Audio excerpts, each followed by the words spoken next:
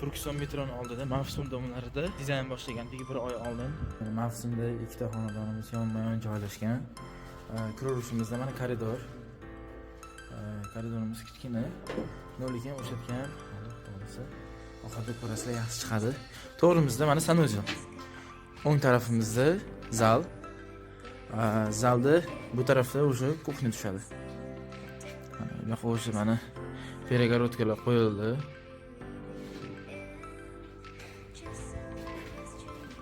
Yog'ni montaj qilamiz.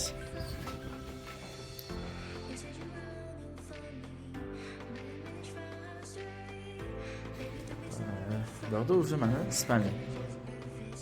Katta spalni tushadi. Xudo mana bu yoqqa o'sha shkaf joylashtirib ketamiz.